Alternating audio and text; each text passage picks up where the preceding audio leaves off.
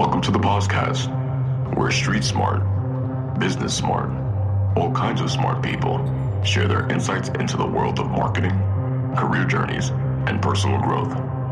So sit back and prepare to get enlightened with your host, Adam Posner.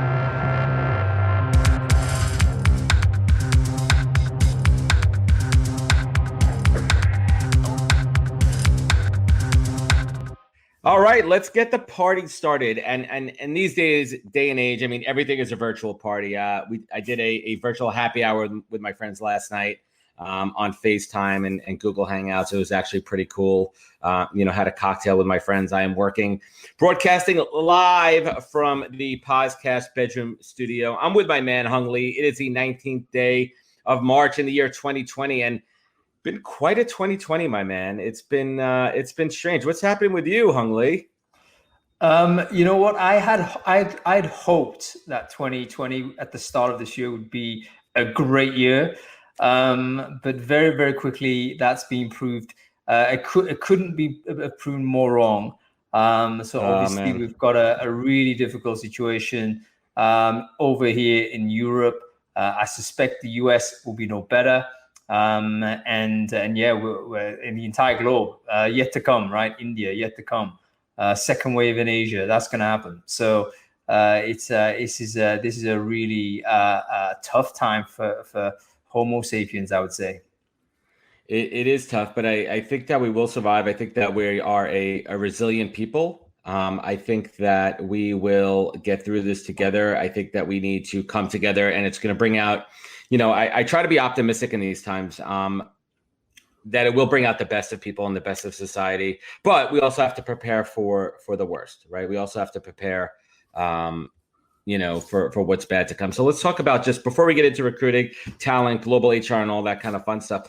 What's happening in the UK, man? What's the pulse? what are people feeling? Are people is everyone on edge? Are people being optimistic? Are they being pragmatic? Are they preparing? Or is it just a shit show and everyone's out on the streets partying? Which I know is not the answer, but obviously it's variable, right? I mean, different populations, different people, individual level have their own opinions on it.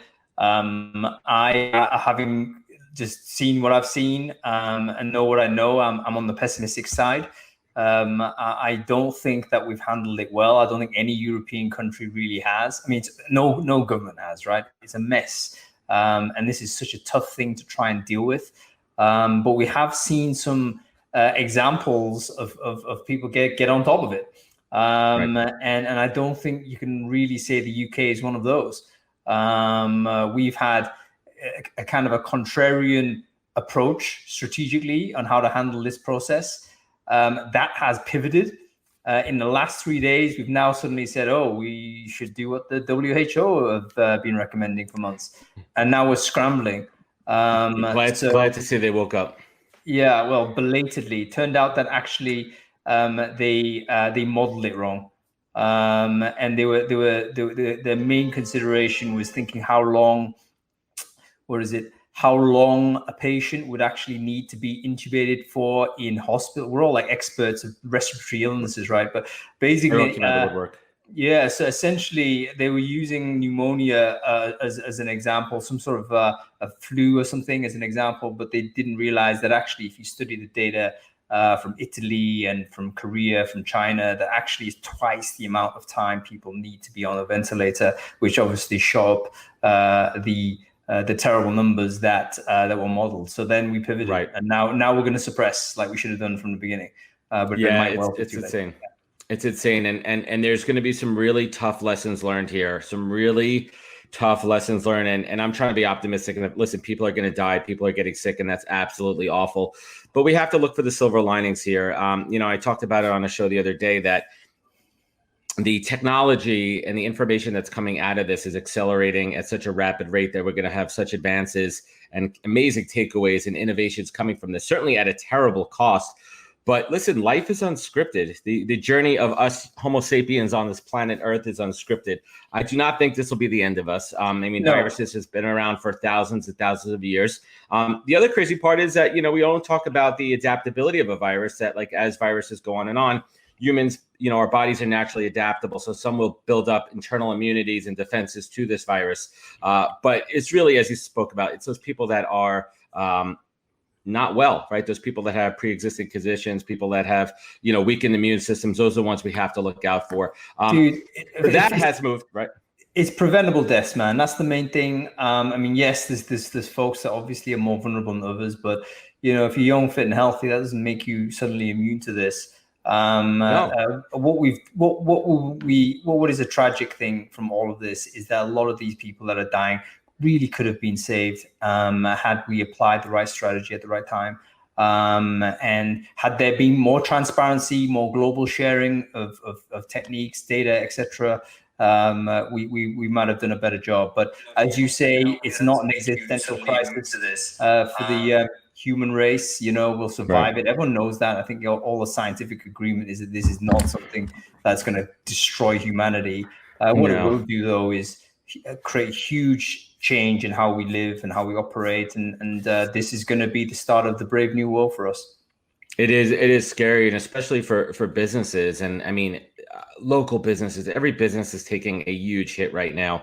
And it's interesting to see the ones that are stepping up, the ones that are taking care of their employees, the ones that could afford to take care of their employees, and the ones that cannot afford to take care of their employees that are going into their own pockets, and employers that are putting themselves in debt to take care of their people, absorbing the hit. And just on that note, I'm pleased you made that, Adam, because you get a lot of companies get praise, and rightfully they get praise for this. But in situations like this, it's going to be the cash-rich businesses that can afford to do that. And I definitely think we can't be painting employers that are having to let staff go as the bad guy, because that's just a low-margin business. That's it. Right. I'm it's sure tough. they have to let people go. That's the way it's going to happen. Unless this is why the state really has to step in. And I'm very pleased that in the US, you're starting to talk about UBI. You start to talk about, hey, we're just going to do this. QE for the people. I think the US will do that. And you know what? That's going to basically catapult you guys back to the front in terms of how you innovate and how you set up a culture and set up a society. And I think if the US does that, almost every country will follow. But we've got to do it quick, because people are losing jobs. They got rent to pay. They can get turfed out of their house. And then what? You got hundreds of thousands. It's a downward spiral. No, it's a terrible downward spiral. And I'm really hoping, we talk about this overarching idea of empathy, but then there's also practical empathy. And I was talking about it with my wife earlier today, right? There's only a certain extent that landlords can give a reprieve. Like they could maybe, take 2 months rent payment and maybe amortize it out over the rest of the year. Maybe there's ways to do that. Same thing with mortgages as well, to give people some relief. Yes, you're going to be paying a little bit more later on, but it'll give you time to get back on your feet. You have money now, cash in your pocket for groceries, essentials, things to keep your family afloat. But then if you're a business owner and you own properties, right, you have bills to pay as well. It's a terrible trickle down. So there's an extent to it. And then, you layer on government support. Eventually, we're going to have to pay for that, or our kids are going to have to pay for that. So it's a delicate balance. This is where you can't means test it. I mean, anyone who follows me knows I'm a big fan of Andrew Yang. And the reason why is because he goes with the universal idea of this basic income. You've got to give it to everybody. If you start means testing, you've got a lot of people that are paper rich, but they're leveraged up to the max, man. And if their businesses can't trade, you know what? They're actually sort of in terms of the balance book, probably more poor than the person that you would otherwise say is more worthy. So you've got to give it to everybody. You just got to say this is an exogenous crisis. No one can predict it. We're going to reset, but no one should lose their business. No one should lose their jobs. No one should be on the street that they don't need to be. We've got to redo all of that and then deal with the aftermath later. Yeah, 100%. I mean, I know for me, my personal momentum, 2020 for me was off to a great start. I had a lot of things going for me professionally and personally, and, shit just hit the fan. And it's crazy. And for me, I'm somebody that gets kind of worked up over the small things, Hung. I get crazy over little things. I get crazy when my dishwasher is not loaded properly. I don't know about you. I played Tetris when I was younger, so I'm very into things have to fit efficiently in that dishwasher. So I get crazy over things like that. But I take something like the world that we're living in right now, and you know what? There's some solace in the fact that we're all in the same boat together. Yep. Everything everywhere is canceled. Nobody's like, hey, guess what? My birthday party's not canceled, or hey, this concert's going on, or that show. We're all in the same boat together. And I think it's kind of in a weird way bonding us that everybody is, listen, some people are well off and rich and on their isolated island and they're protected from the virus, but still they can't do anything else, man. Like we're all in it together. You know what? I'm pleased you said that as well, because that's exactly how I feel. I think this is not literally, we are in it all together, and we're going to do better if we help each other. It's very clear that we're going to need each other to get through this. This virus is a new thing that's happened. No one's got immunity to it. It doesn't recognize, your beliefs, doesn't recognize your values, your ethnicity. Does not discriminate, my friend. Exactly. It's going to hit you regardless. So we've got to help each other get through it. Yeah, it's absolutely crazy. So let's talk rubber hits the road. Let's talk about the things that you and I actually could speak intelligently and informed on. We are not in politics. I guess we're kind of lucky in that point. But you had a couple of recent posts out this week where we'll talk at a high level about certain things that companies should not be doing, and that kind of levels down into employer branding as well. You talk about some basic things like auto scheduled posts. And I'll give one example. It's not quite an example of that, but I was watching the news this morning and there was an ad for cheapo air, right? I mean, right? Like maybe, I don't know, maybe it is a time to travel for some, but like maybe it's a little bit insensitive. Maybe she'll be a little bit more mindful about cheap air travel right now. But I even see it in ad campaigns. I see some predatory stuff as well, which is really disgusting. For example, on Instagram, I'm getting a lot of ads for people literally selling toilet paper, paper towels at, twice, 3 times the rate. But let's talk about a couple of things that companies should be mindful of during this time. Well, yeah, I mean, I just think that obviously this is a reset. Companies, you have a lot of automated marketing comms campaigns out there. None of that is relevant now. You really should have a pause on all of it, because you run the risk of it going wrong. I mean, a lot of the stuff that is annoying is actually not predatory. It's just literally being scheduled a week or two in advance, and this thing is moving so fast. That what was entirely relevant at the end of February is completely the wrong thing in the middle of March.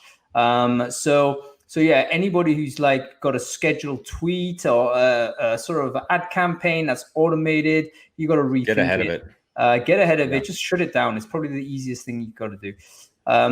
The second point is, we do need a bit of humor. We do need to kind of keep our sense of humanity, but I think you run a higher risk if that's your approach.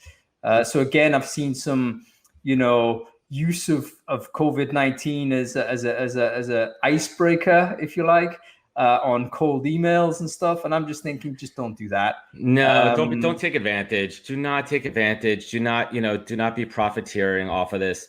I mean, I've seen it on some sales emails too. Like, hey, it looks like you might have some time in your hands now. Now's a good time for us to connect. And then they pitch. I think it's one thing, and I'm actually taking advantage of this, being a little bit of a lull in business. And we'll get to that reasoning in a little bit. But taking some networking calls that I might not have had the bandwidth to do in the past. Yeah, right? I think now is the time. Now is the time to connect. Connecting human to human. Yeah, people that you already know. It's quite difficult to convert anybody right now. I mean, what are your conversions rates, guys? If you're banging the calls out now, how many are you converting? Is that going to actually help your business? I would say probably not, unless you're working in a niche where there's a clear demand for what it is that you do. But right now, everything is on pause. That doesn't mean you stop working. It just means you end up shifting your focus to something else that you've maybe neglected. And networking and reconnecting with folks that would rank highly amongst those, I'd say. Right. And take the time also to work on some skills that you might always wanted to develop, right? Maybe for me, I'm doubling down on content production right now. Yes, it's coming from my bedroom office, but you know what? It's still amazing content with great people like yourself. And what am I going to do with this content? I'll chop it up. I'll repurpose it. I'll use it. I'll spread the good word and all that. So let's talk about business and our business, which is talent acquisition, recruiting, the future of work. I've seen some of my clients literally grind to a halt, and I have to respect that, because they need to reset and fortify, their infrastructure and make sure that their employees are set up. And every company is different. Some companies, as you mentioned earlier, have the cash and the resources and the logistics to think outside of just their immediate company, and that's awesome. But some companies are smaller and they really have to fortify their own defenses and maybe put a pause on talent and recruiting. I mean, my mindset is, if at all possible, try to keep some momentum going. because what you don't want to happen is when this thing clears, hopefully relatively soon, is that you're back at the starting line, starting from scratch, because other companies might be keeping the momentum going and you may lose some of those candidates that you have in play. But either way, whatever path that you choose, as long as you're communicating with your candidates and telling them, hey, this is our stance, this is our position, explaining it well, being transparent, I think everyone will understand. And ultimately, Hung, and I think you'll agree with this, everyone's got to be freaking patient right now. Just take a deep breath. Like, don't be crazy. Everyone's just trying to figure things out 1 day, 1 hour, 1 minute at a time. What do you think here? I think it's absolutely right. And in fact, candidate care is actually needs to shoot right up to the top of the priority list right now for recruiters. Again, one of the things that we neglect, because because the client's more important, we got to try and do it this way. But actually, right now, the candidate is, imagine being in a process right now, where you were thinking mentally you're going to move company. Let's say you're prepping for this, and then all of this stuff starts happening. You're at the finish line. Yeah, it's really tough. And everyone's got stories. Everyone's got personal friends that have had hiring freezes thrown on them and they can't move forward and all this type of stuff. People have even left jobs to get a new job, man. And then that's been crashed. So there's lots of stress. I think recruiters have a role to play there. Absolutely. Go reach out to your candidates and show some empathy to those folks.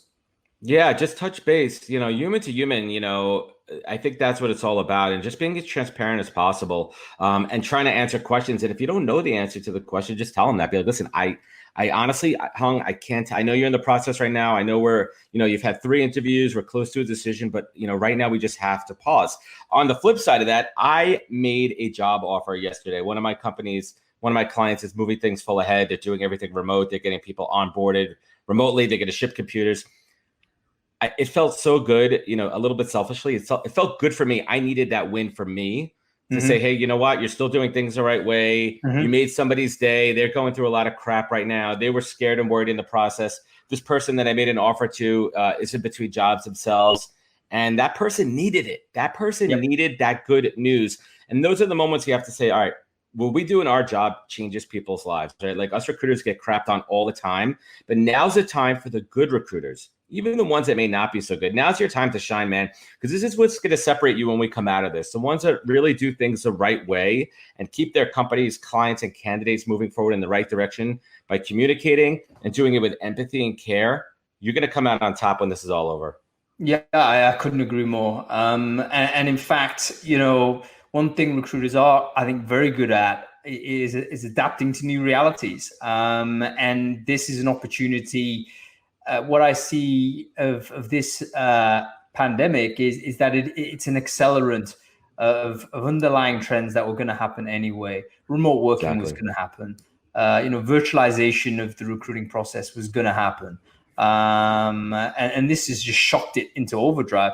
Now, if I was an agency recruiter or in-house recruiter right now, I would say, okay, fine. Probably right now I don't have a huge rec load.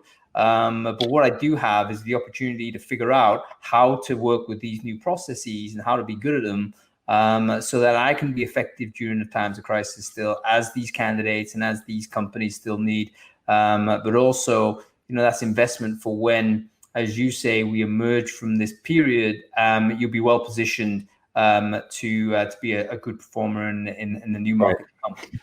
Yeah, now is a good time to build your pipeline. Now is a good time to reach out to some candidates that are A+ candidates, and we're talking about passive candidates, ones that may not be on the job market, and just reconnect with them. Just say, hey, like, do you have 15 minutes to just have a catch-up call? I'm not looking to pitch you on a role. I'm not looking to sell you anything. I just want to see what's happening in your job, your industry, what you're hearing on the street, so you stay top of mind with them. So I want to talk a little bit more about us recruiters, the ones that are in the trenches, and there's different types of recruiters out there, right? There's agency recruiters, there's in-house recruiters, there's independent recruiters like myself.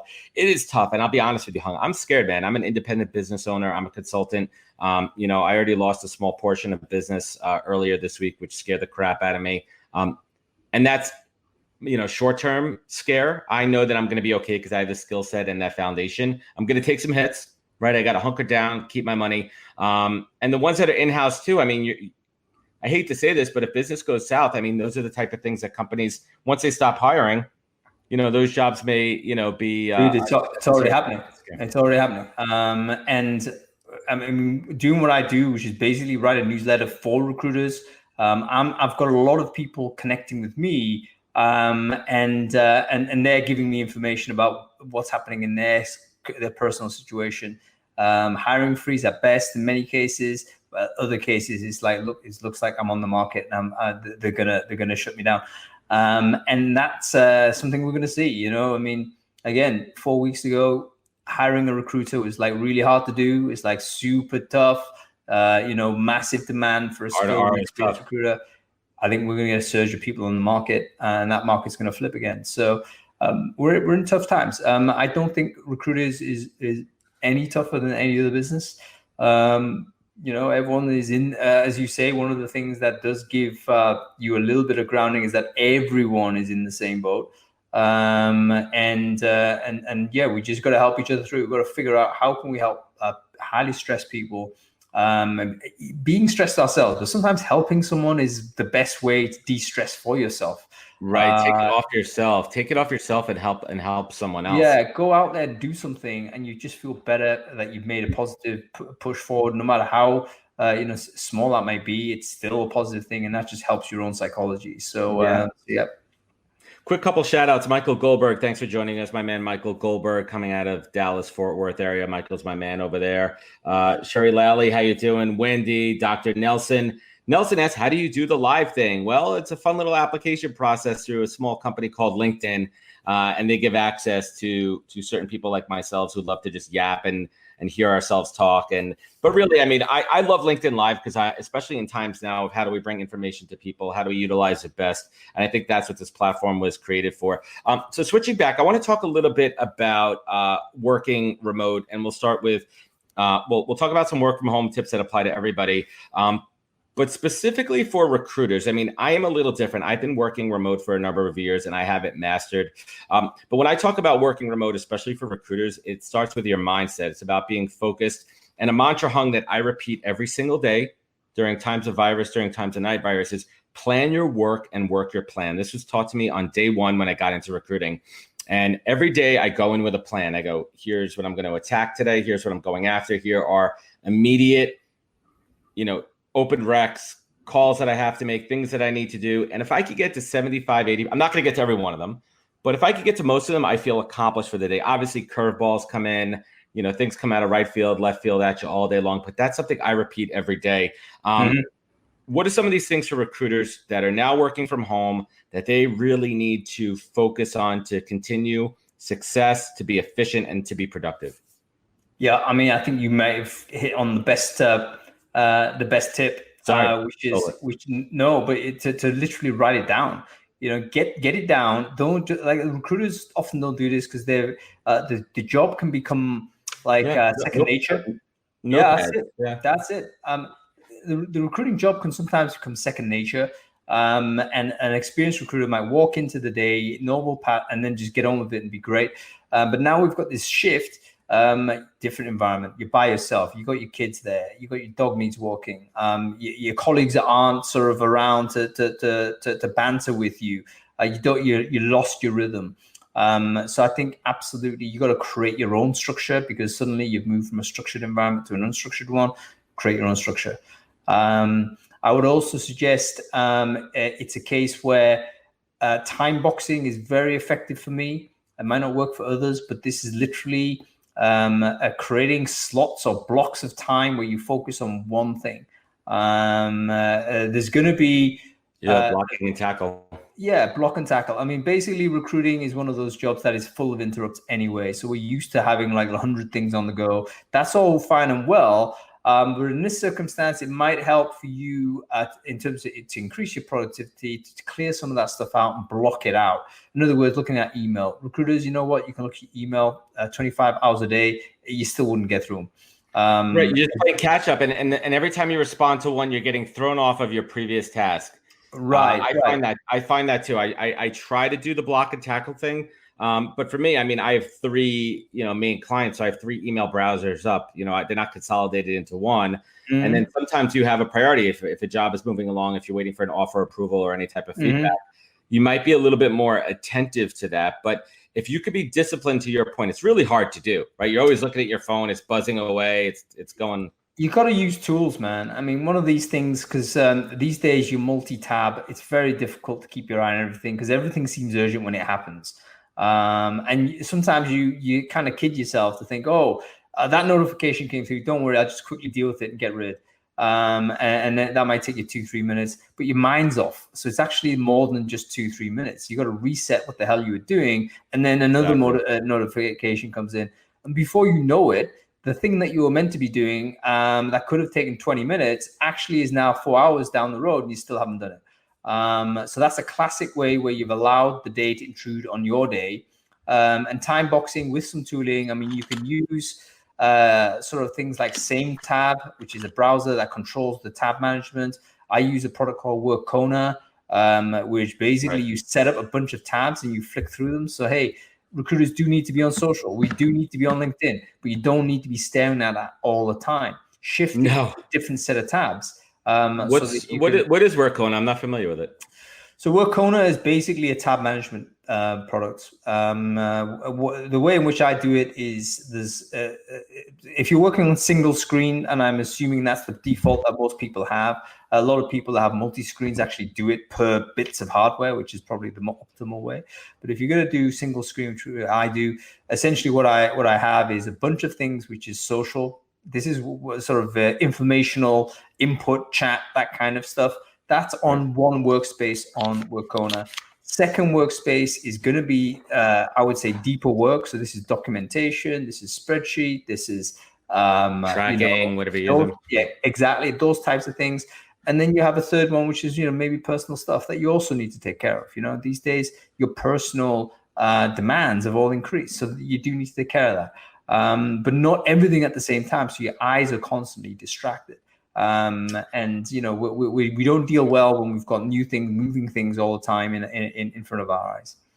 Yeah, I mean, it's interesting too. I've heard different schools of thought on multitasking being a great skill. And I think for me, it's kind of like OCD. Like I figure out how to harness my kryptonite for powers of good, right? Like I take, things that like affect me in OCD and I turn it into my superpower as far as recruiting, that I'm able to multitask. And then some people will say that that's completely inefficient. You need to focus on one thing. And I really think everybody needs to find what works for you, right? Because there's a different formula that works for everybody. But once you do figure out what works for you, to your point, there's so many tools out there to make yourself more efficient and just be lean and mean. Let's talk a little bit about that mindset, wellness. For me, it's a rainy day here in New York, but yesterday was nice. And I took a 2-hour break and I went outside and I played with my kids. I went bike riding with my daughter. We kept it tight. We didn't congregate with other people, but use that time. Like a lot of people that have families and stuff, you don't get this type of time to be around your family, and hopefully you have good families, right? Like your kids aren't a pain in the ass all the time, but use this time. You're never going to get it back. You're never going to get this time back, and look for those silver linings. Get outside, take a walk, get fresh air, because you're not going to get sick just from the fresh air. Yeah. I think there are silver linings there for sure. And I know a lot of people that, don't have enough time with their family. This is an opportunity to do that. I am also sensitive to the fact that sometimes the home situation isn't great. Let's talk about that. And this type of situation can be super stressful. So that's probably one of the really tragic things about this, is that you're putting people together that shouldn't be there. That is something that, let's pause on that for a second. I didn't mean to cut you off there, but I kind of caught a hint of this in a previous conversation I saw online where, and I don't want to go too dark on this, but some people, for them, going to work and going to school is where they need to be to get out of the house. Some people have toxic households. Some people are not in, homes that are loving and empathetic and caring and supportive. And some people don't have homes that are logistically set up for working from home, and it's really tough. And that is going to cause so many stress.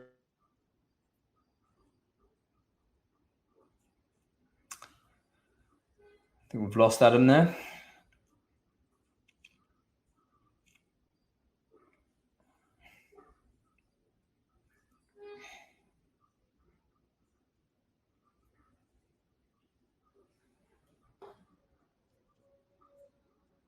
I think I'm still live. Hey guys, if if I'm still live, you still see me. Say hi on LinkedIn. I'm gonna check whether Adam is still there on my phone. I think he is. Probably talking to nobody right now. Oh, hey man. Hey, we're back here. Yeah. Sorry I about lost that. you. Hey, No worries, bro. we got cut off. Could you hear me? Yeah, I can hear you fine, man. Hey, are we back? Hey, sorry about that, Sounds everybody. We had some technical glitches, and yeah, Andy, we're back, everybody. Sorry about that technical glitch here. Seems like that's something that happens occasionally. I know when Hung and I did our podcast, I was sequestered to a studio room that I was not used to, and I had a weird internet connection. But anyway, we're talking about people that don't have the best environments at home, and that's scary too. I mean, that's the reality of it. That some houses are toxic, and hopefully that just works out for the best for people, and they figure things out. And maybe the silver lining is that it forces people to have to figure it out. They have no other choice but to figure out how to live together, cohabitate, co-work, and just live in harmony. Cross fingers. I mean, you'll find out some truths. I mean, and unfortunately, there's going to be people that are more affected negatively than others on this, and that's just really sad. I'm not sure there's anything we can do about it at this point either. Other than be there, I mean, being online is one of the escapes. So, even doing shows like this, I mean, I've been told at home, please keep doing the Brainfood Lives on Friday. Please keep sending the emails. And then I realized, whoa, maybe that is important, because there's going to be some people that really need to have that sense of stability still, and normality. They can escape into it for an hour or two, and I've realized that that's actually quite an important thing to do. 100%. And Andy Foote wants to know if you just have a closet full of white shirts and that's your uniform. Andy, no, this is only one white shirt. I wear it all the time for these shows. So this is the white shirt for TV. No, I actually have a closet of white shirts because I made a decision a long time ago when I used to wear shirts. You know what? I can't be bothered to accessorize or think about what matches, whatever. I'm gonna wear white, a dark suit, white shirt, and then whatever tie works. That's what I made that decision a long time ago, and I kind of stuck to it. Yeah, absolutely. I hope things open up, man. I have RecFest on my radar. I applied to be a speaker. I'm not going to check in right now. Hopefully the application is going in a good spot. I think that we need to be optimistic that things are going to blow over as best as possible. I don't mean to say blow over, but I think things are going to work themselves out, hopefully in a positive direction sooner than later. And hopefully before the summer, man. Kids at school and people going back to work. I mean, we could get through this for a little bit, but I don't know how long we could do it for. Well, I think we have to. I think the term is bounded optimism, right? I mean, I think what we need to do is recognize this could be a very long haul and mentally prepare ourselves for it. I don't think. I mean, everyone's got a different mental approach. The way I'm thinking about it is, okay, this probably is going to be a big shift in terms of how we all operate. World doesn't go back to as it was, and we need to all just figure out where we're going to be. What we have to do in this time of change is just to equip ourselves to best handle more change. And this for me is keep building the network, keep building the profile, keep building the skills. This is where you suddenly have more time perhaps than we did before. Absolutely. Don't have this time poor excuse. Okay, invest the time, and invest the time in building basically your capacity to be agile and to be able to adapt to whatever future reality that might present it to us. Absolutely. And I think that's a great point too, is really honing those soft skills. And especially if you're a recruiter, maybe it's going deeper into your industry knowledge. Maybe, if you're a tech recruiter, spending more time on the blogs and the vlogs and learning the technical lingo, again, spending more time making those informational calls with candidates. But we will get through this. And I want to keep things light and airy right now. Hung, you want to play a quick game? Sure. We're going to play a game here. It's a game I have. It's called Pod Decks, and part of the name here. But essentially, it's a little bit of an icebreaker game here. So I'm just going to take a few random cards here. I shuffled this earlier. For anyone playing at home, we have not. I have not stacked the deck. I have not started. So I'm going to try to hold them up here. This is my left. This is my right. Pick a card. This is 1, 2, 3, 4, 5 from my left. I'm gonna go 1. This right here. Yep. Ooh, serious question, Hung Lee. I don't know if you have a Fitbit or an Apple Watch, but do you count your steps? Do you track your steps? Serious question, serious answer. No. No. Steps is when I go on vacation and I want to see how ridiculous amount I've walked or hiked that day. All right, let's pick another one here. I want to go 2. Yep. Oh, sorry. 2? Yeah, go on. 2 is fine. Yep. Have you ever worn clothing with the labels or tags still attached? Is the tag still on your white shirt for Andy Foote? Honestly, that has never occurred in my entire life. Really? No. Like, what about toilet paper? You talk about walking out the street with the tag still on your suit. No, man. I mean, you got to take care of your appearance a little bit. I mean, I'm terrible at it generally, but I cut the tags off as soon as I get the damn thing. So, all right. Last but not least, let's go. I'm gonna go dealer's choice here. I want to find a good one here. I'm kind of cheating here, but I want to find something. Okay. What is the weirdest thing that you find attractive in a person? Oh my God. This is where do I need to reveal my kinks now? This is where it gets fun here. Oh dear. And now I've just mentioned kinks. It's like I can't stop thinking about terrible things.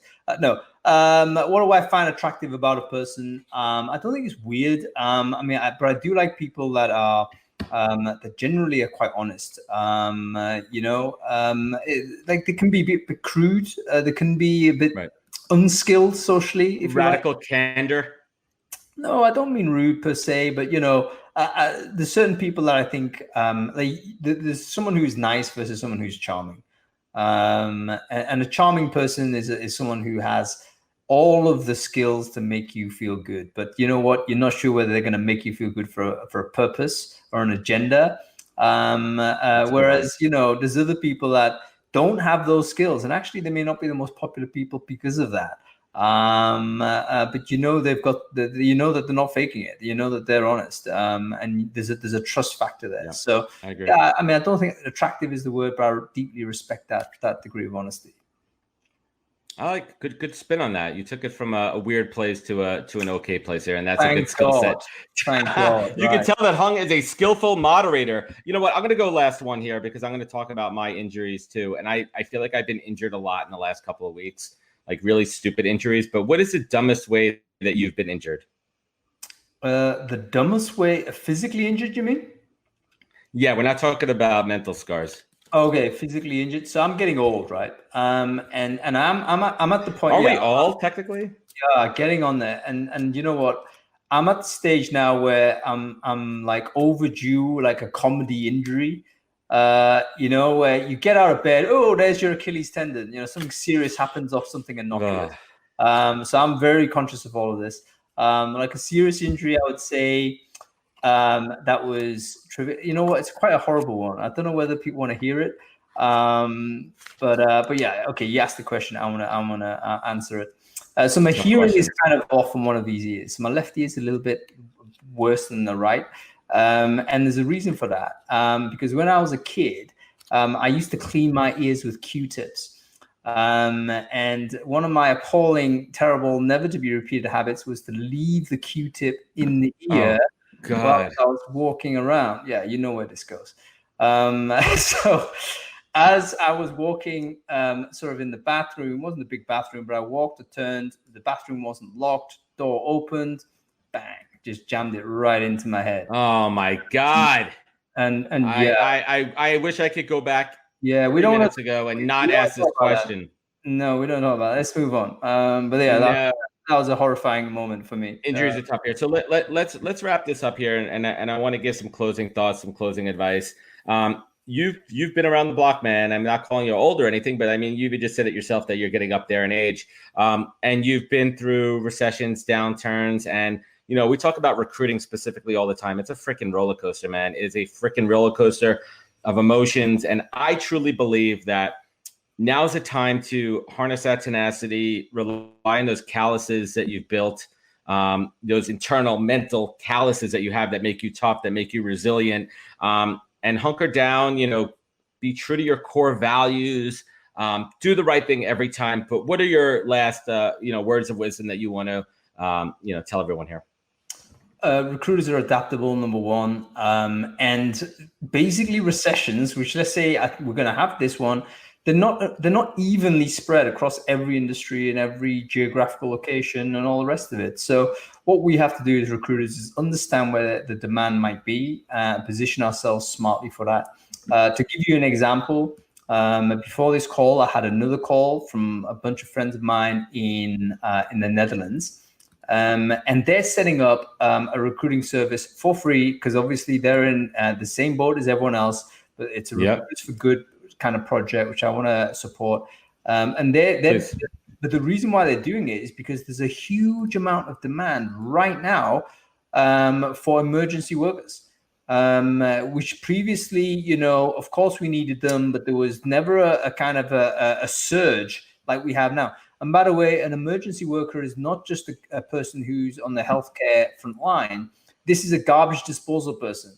Right. This is someone who might repair, sort of keep the energy, the equipment, going.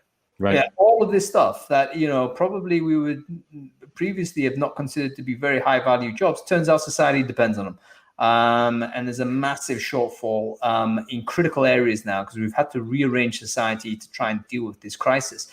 Delivery, all this types of stuff.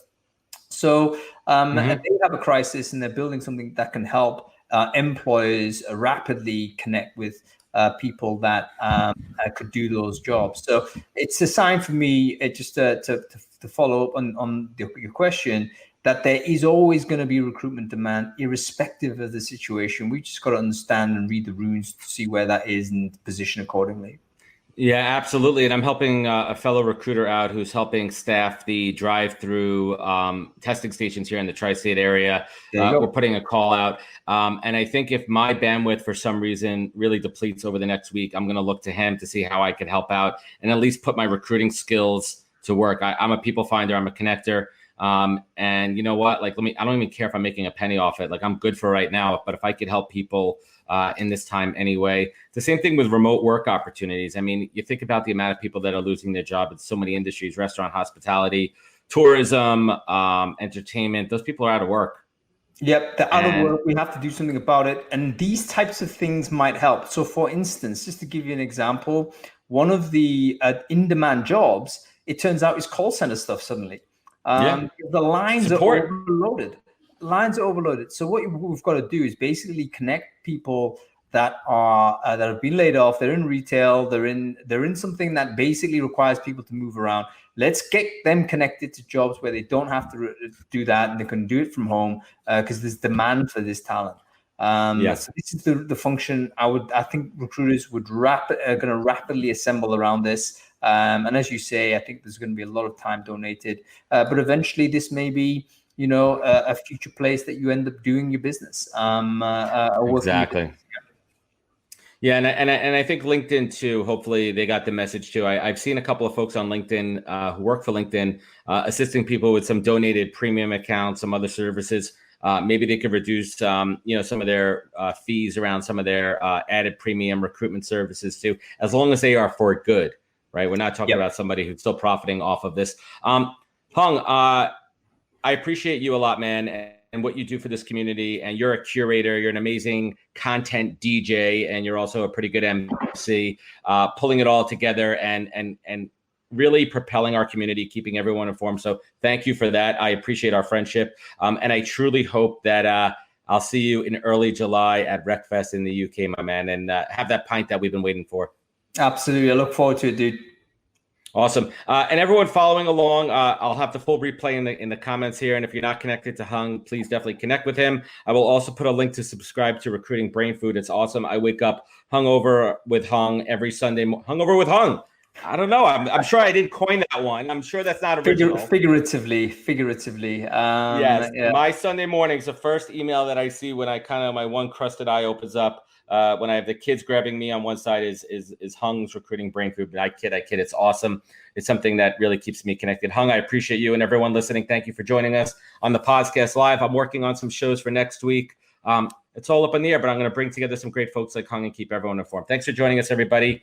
And just take care, wash your hands, and look out for each other. Be good. Wisdom is forever, but for us, it's time to go. Thank you for joining us. Luckily, we'll be back with our next episode jam-packed with more incredible humans. For more info, please visit www.nhptalentgroup.com.